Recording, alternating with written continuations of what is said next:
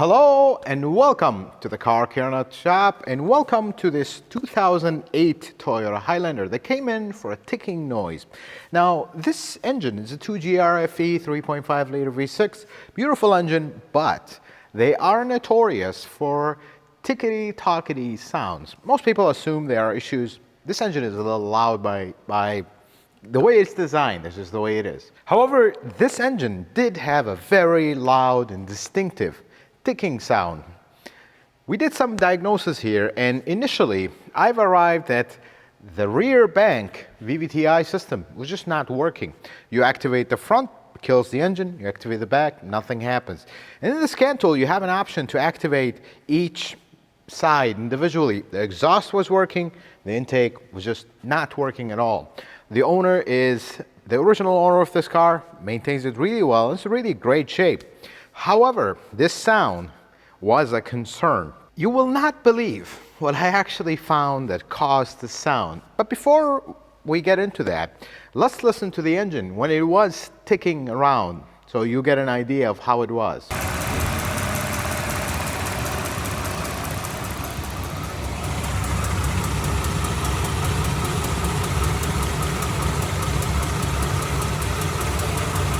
And now that you've listened to how it was ticking, let me start the car so you can hear it, how it sounds now.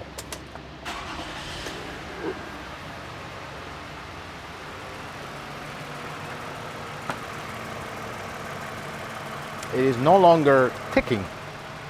Now you hear some ticking. That is normal for these. That is normal ticking for these. But that tick was so loud, it was unbelievable, especially when you go underneath. Let me shut this car off and let me show you what we actually found. And to clarify the ticking sound, because the video was really difficult with all the covers gone, you should not be able to hear this engine ticking loudly and clearly when you are sitting in the driver's seat with the windows closed.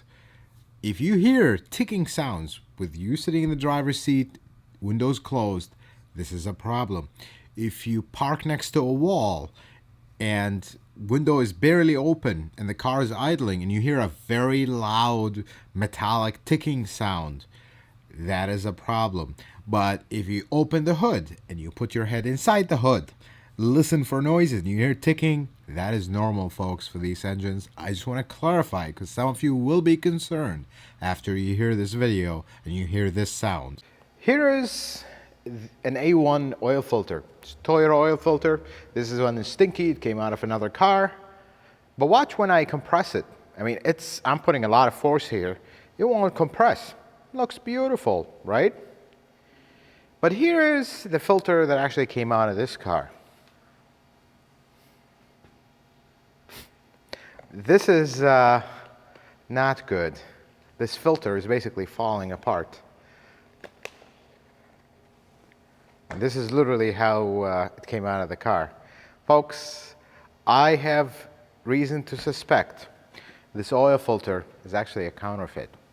And it's really near impossible to tell. But I mean, if we reassemble this filter and we compare it to the original, they do not look the same. Look at this center section. It's completely different. And this filter just came apart. And it was potentially blocking things. Possibly pieces of it went into the oil. This was preventing VVTi on the bank one. The bank one is the back bank here. It was preventing that from working. And basically the VVTi gear was going in a position where it starts clattering around because it doesn't know where to go, because there's not enough oil pressure. It's unlocked, but there's not enough oil pressure to actually push it to work. Remember, the oil pump is at the bottom, oil goes all the way up, and the VVTi system needs perfect oil pressure to work. This kind of threw me on a loop here because there is a known problem with these on the VVTis. And initially, we replaced the oil filter. I started, it was still ticking. I'm like, something ain't right here. We potentially already have some damage to the gear. But then we let the car sit down for a while, started it up. Here we go. Lo and behold, it's quiet. We let it warm up, still quiet. That was all it is. And initially, There is an active test for these where you can activate each individual VVTi. The back bank was not doing a thing, nothing. Just complete silence. You activate the front bank, bank 2, works great. Rear bank, nothing. Folks, I cannot emphasize how important it is that you do not mishandle these filters. That's number one. Number two, you do not get counterfeits. The only source of good Toyota oil filters is the dealership. You cannot buy them anywhere else. Some Walmart stores will have them, but otherwise, you cannot buy, in the US at least, you cannot buy Toyota original parts anywhere else but the dealership. Not because Toyota is this evil company. That's per their franchise agreement. I get all original parts in my shop. Guess what? I buy them through a dealership because that's the only place you can buy Toyota parts. You cannot get them anywhere else. Ultimately, every single Toyota part has to go through a dealership. Fluid, anything has to go through an authorized dealership because they have a franchise agreement. I would love to buy parts directly from Toyota and skip the middleman and all the mess that some dealerships have, but you can't do that. Going back to this engine, here is the conversation we're going to have with this owner, because initially it was really not going well. I basically told this owner, if we're going to need to do a VVTi job, this is an engine out job. There's a point where they updated the VVTi gear, which requires you to get new camshafts, new cam housings, and if we got that far, let's put chains, let's potentially pull the heads off, do head gaskets as well, since we already have this engine apart. And then because we have an oiling problem, what if there's more damage? What if the bearings are shot? I mean, we went that far, we took this entire engine out of the car and apart. Let's rebuild the whole thing. But if we're gonna do that, is this even worth it? Because now we're talking probably 6,000, 7,000 plus. That's just for the VVTis. It's not worth it. At this point, you get a used engine or just exit out of the car because it doesn't make sense. This is a 2008 with 130,000 miles, give or take. It's just too much money to put into this car. These cars have dropped in price significantly because the newer generation Highlander is, in the eyes of a lot of people, is a superior car because it has nicer interiors, quieter. But these are actually good if you take care of them. Folks, be very careful. Something as simple as an oil filter can really destroy this otherwise 300,000-400,000 mile engine. It would easily last that if you take care of it. Another Achilles heel in this engine is the oil cooler line in the front. Loves to leak on these, the rubber section of it. And another line that loves to leak is this one. This one right here has a little rubber section in the bottom. Now, Toyota did issue a campaign to replace the little rubber section. Still has the same problem. You're just replacing old rubber with new rubber. Yeah, it's going to last for a while. And then, folks, there is an update for this line. It's just a little tricky to find it. You got to go up in the, you can't look it up for your car. Because if I go look up a VVTi line for this car, it'll come up as the one with the rubber. Still available.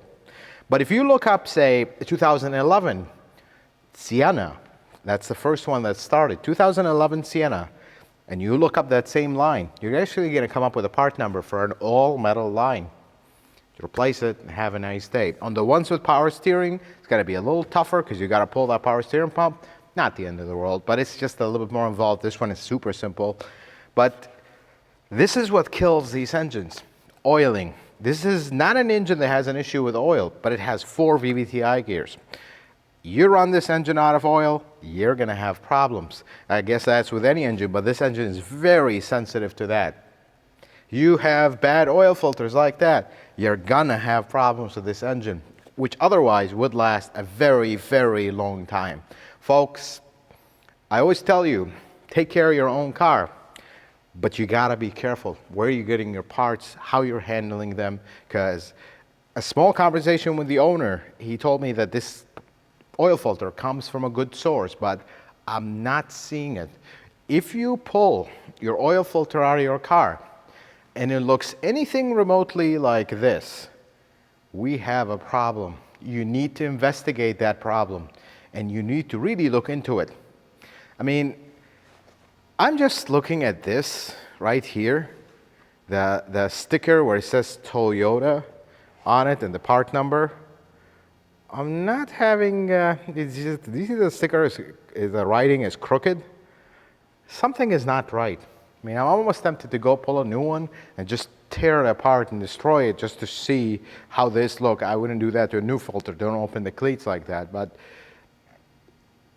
don't open the filter like this just to look at the writing, but this is not good. This almost destroyed this otherwise perfectly healthy engine. This is sad because you run into this is your only car, and you have no means to buy another one. You took care of it, and you spend a lot of money and over the time, and then a simple, horrible oil filter just destroys the engine for no reason. Just like that. Folks, be very careful with parts. Be very careful with counterfeits. To me, that is a counterfeit filter. This is how it is. Looks exactly the same. People will say, oh, well, it's just a filter. It's just a piece of paper. No. If it's an air filter, maybe. Not an oil filter. Remember, this thing gets dunked in oil, and we have big problems. Be very, very careful, folks. And I hope nobody runs into these issues. And I wanted to give you a small update later after filming this video.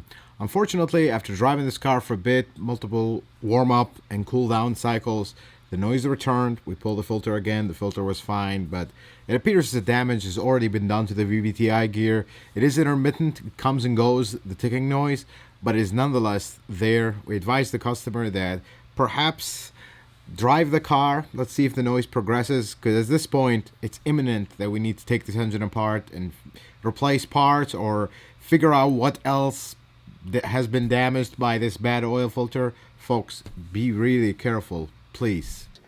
Folks, I hope this video was helpful and informative. I hope you learned something new. If you like it, consider giving it a thumbs up. If you're not a subscriber, consider subscribing to the channel. Check out some of my other videos. And until the next video, folks, may the Lord bless you and keep you. And you have yourself a wonderful day.